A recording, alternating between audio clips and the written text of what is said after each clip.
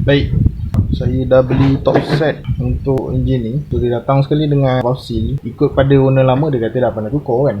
Tapi pada saya tukar je lah kot.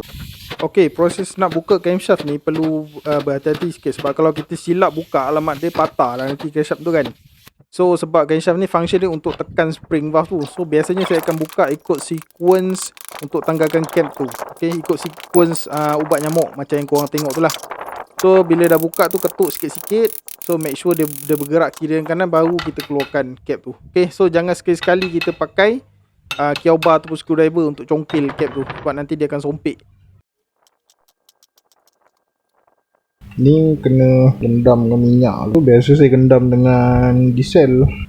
Kerah. Tak boleh tekan ni. Baik, pastikan masa keluarkan rocker dengan lifter tu kita organize baik-baik lah. Labelkan bekas yang kita nak letak barang tu tadi. Next, kita buka cam exhaust pula. Okay, so cara dia sama je macam kita buka intake tadi. So yang penting kena berhati-hati lah.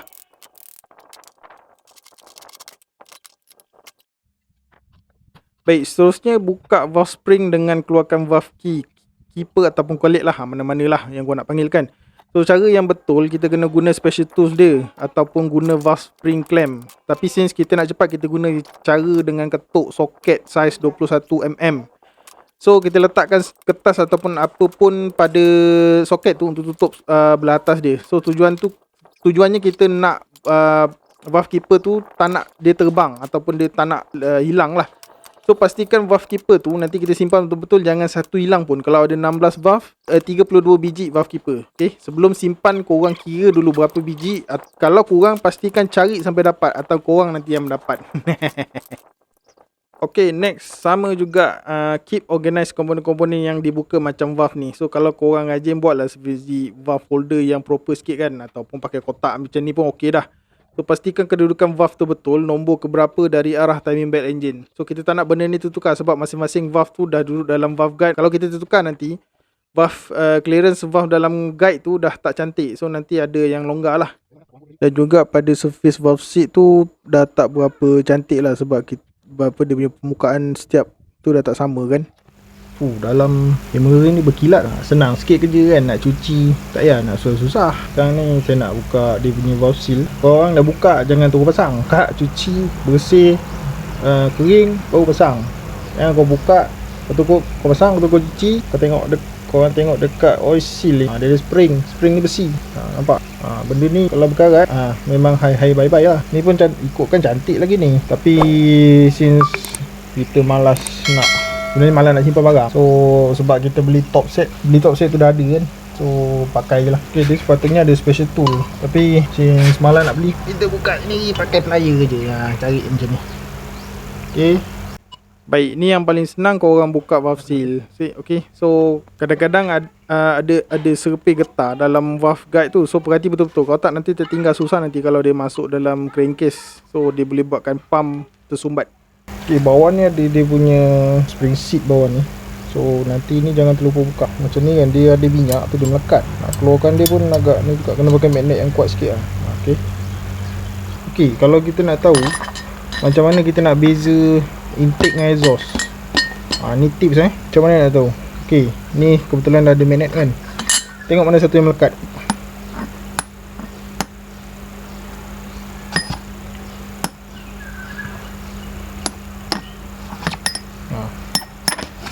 Ni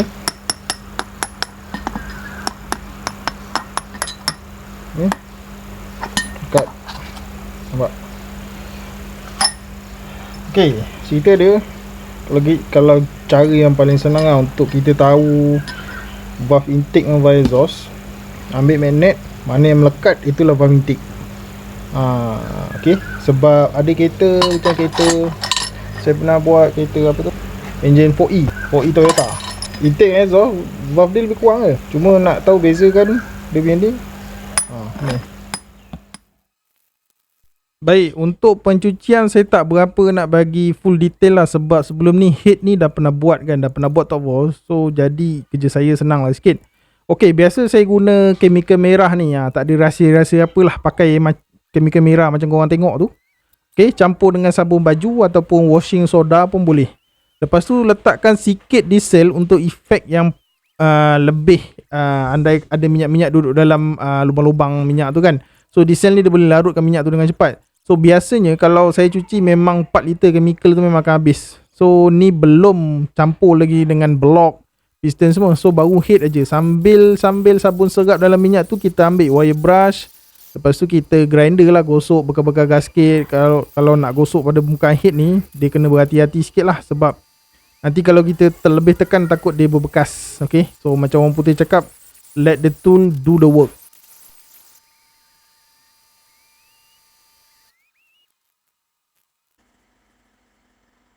Okay, permukaan head ni saya guna Scotch Brite pad yang beli dekat Speedmart je. Okay, dia macam burus piuk lah. Cuma yang ni ada pemegang, senang sikit kita nak kerjakan. Gosok permukaan tu sampai jadi putih melepak macam korang tengok tu. Baik, macam saya cakap tadi, kalau korang nak pakai brush wire pun boleh. Tapi jangan pakai yang grinder punya lah. Sebab grinder tu dia terlalu laju kan. Sebab nanti kita takut wire brush tu sendiri akan rosakkan permukaan head tu. Tapi saya memang tak recommend lah. Saya pernah buat, memang kena. So mana-mana permukaan yang rata ni kita gosok lah. Cuba gosok pakai Scotch Brite pad tu. Okay, and then the rest kita cuba cucikan semua bahagian-bahagian yang macam korang tengok tu. Lepas tu kita dah boleh start basuh lah.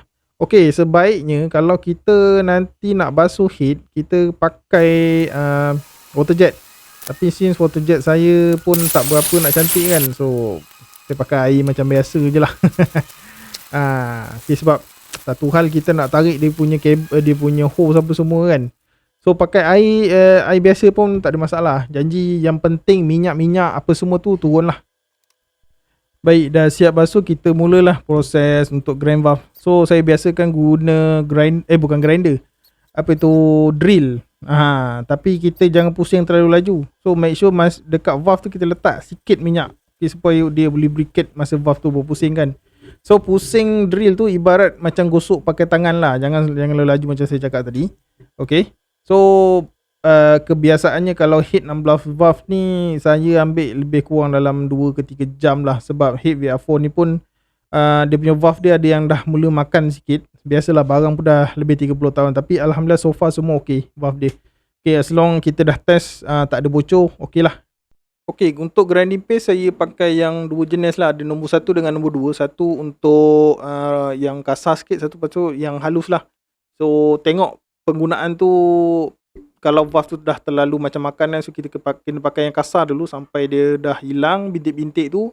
Baru kita buat finishing pakai yang halus. Okay, kita jangan biarkan aja. So kita nak bagi dia perfect kan, tak nak bagi ada bintik-bintik tu. Baik, dah settle grind valve. So lepas ni nak cuci lagi satu kali. Sebab nak buang dia punya abuk-abuk tu. Lepas tu kita pasang dia punya valve seal. Dah pasang valve seal, pasang valve. Okay, masukkan dengan spring semua, pasang cam tu. Untuk part head dah settle lah. Okay, so kita basuh dulu. Alright, ni macam korang nampak dia putih, tapi sebenarnya tak, dia berkusam. So sebab apa saya nak bersihkan balik? Sebab tadi kita dah grembal kan, takut dia punya bekas grinding paste tu atau ubat grembal tu masih ada lagi, mungkin kita tak nampak dia. Lebih baik kita basuh lah. Yang lain-lain tu tak perlu lah. Macam parts macam spring tu saya tak basuh, saya cuma bersihkan pakai petrol je. Sebab dia tak ada apa sangat kotor sangat kan. Yelah, dia punya kotoran dia pun tak adalah teruk mana kan. Baik, seperti yang korang tengok ni, saya guna chemical merah tu khas untuk cuci enjin, atau nama lain dia degreaser lah. Okay, so sampai separuh saya pakai untuk cuci barang-barang enjin ni. So biasa chemical ni dia punya ratio dia lebih kurang 4:1.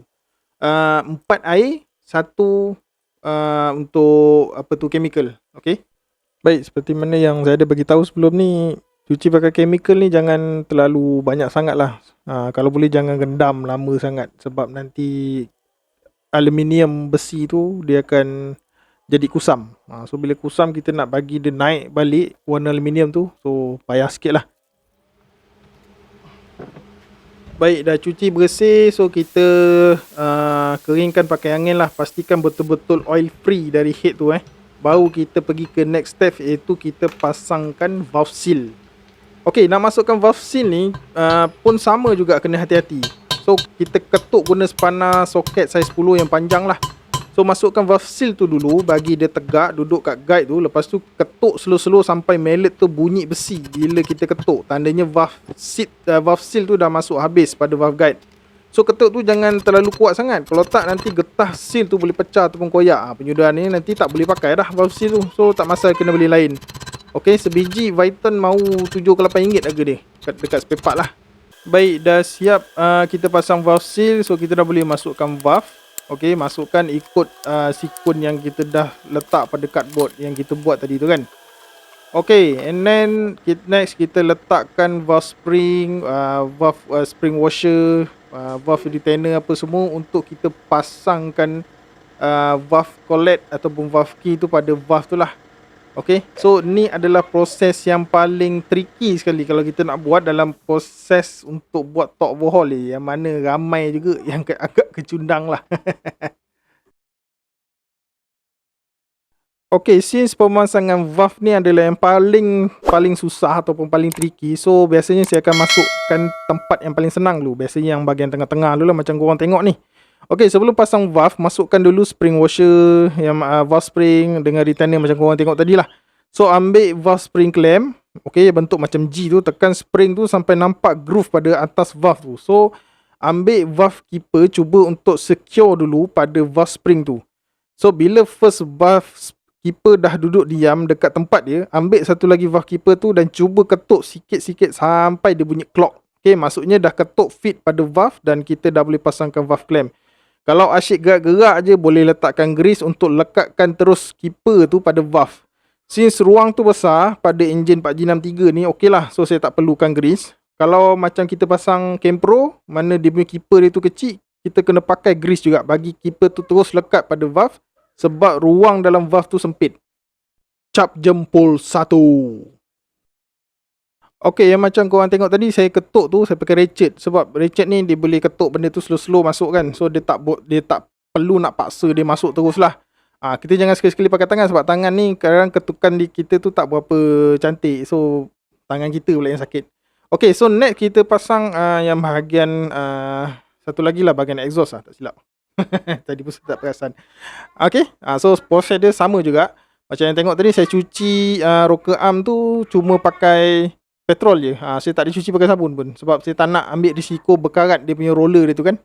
Okay, macam korang tengok tu, kita buat yang tengah dulu, and then kita masukkan key slow-slow, and then lepas tu kita ketuk pakai ratchet. Okay, nampak?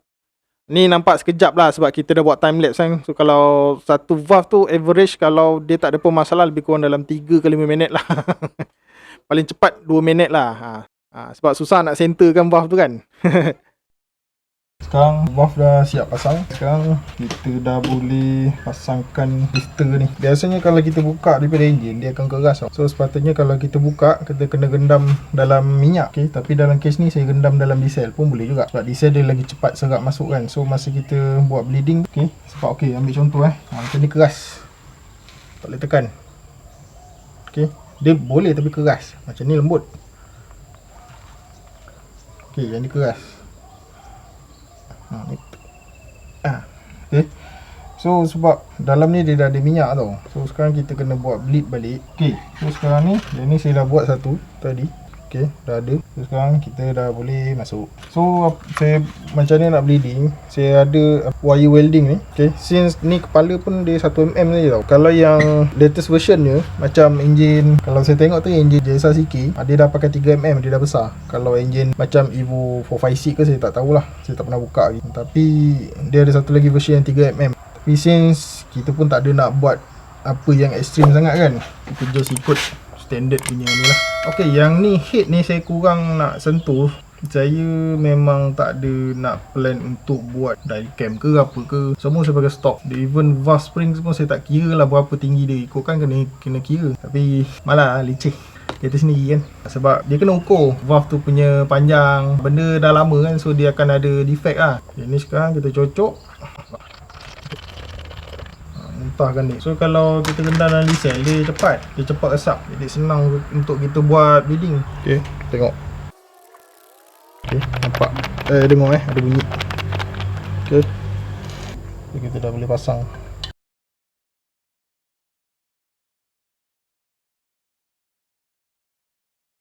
Baik, dah settle. So sekarang kita dah boleh pasang cam lah. Pasang cam tu, head ni simpan dulu, pasal saya nak basuh blok pula. Okay, cam macam saya cakap tadi, intake dengan exhaust dia ada beza. Macam korang tengok, kalau yang macam ni cam exhaust lah. Cam exhaust ni saya tak masukkan tappet dulu lah. Ni cam intake. Kat cam intake dia ada lubang sensor ni lah, cam sensor. Sekarang ni saya nak check dulu cam ni okey tak okey. Saya letakkan dia macam ni, sepatutnya dia boleh berpusing free lah. Ni pun dah nak habis.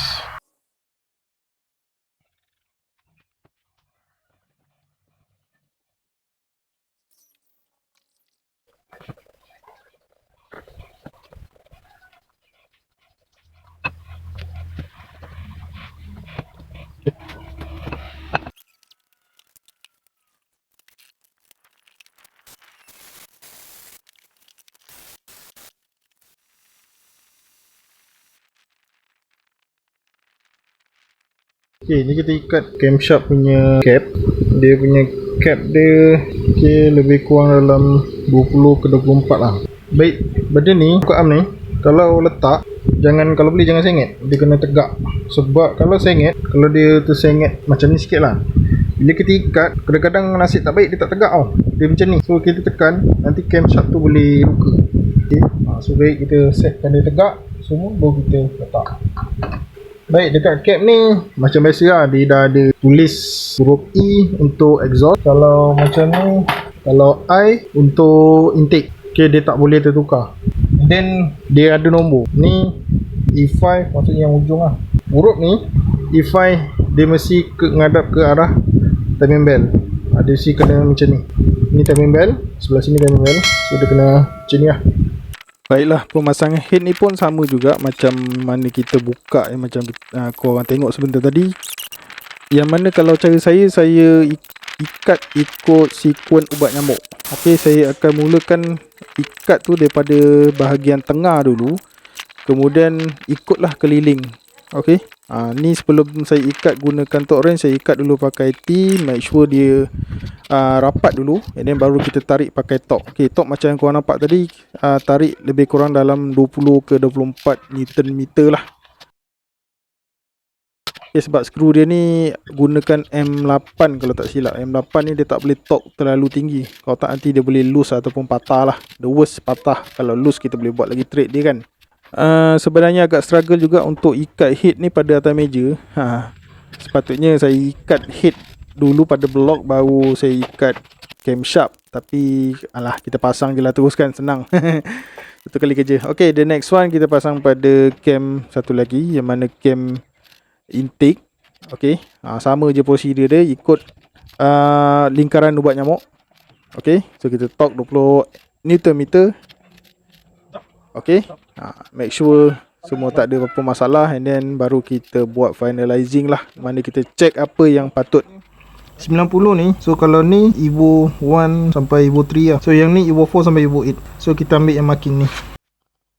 Baik, pemasangan cam pulley ni dia ada dua lubang. Satu lubang untuk Evo 3, Evo 1 to 3, 4G63 first and second gen, dengan Evo 4 sampai Evo 8. So kita pakai yang lubang untuk Evo 1 to 3 punya lah, ataupun VR4. Okay, so bila kita dah sentuhkan lubang dia, kita make sure dia punya marking pada marking pulley ni untuk timing bell dia tepat berada kat tengah-tengah tu.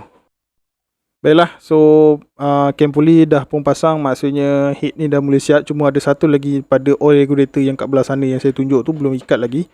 Okay, so dengan ni berakhirlah untuk episod kali ini dalam episod kita buat head perdana ni. So berjumpa pada episod akan datang. Assalamualaikum warahmatullahi wabarakatuh. Jangan lupa subscribe. Okay, bye bye.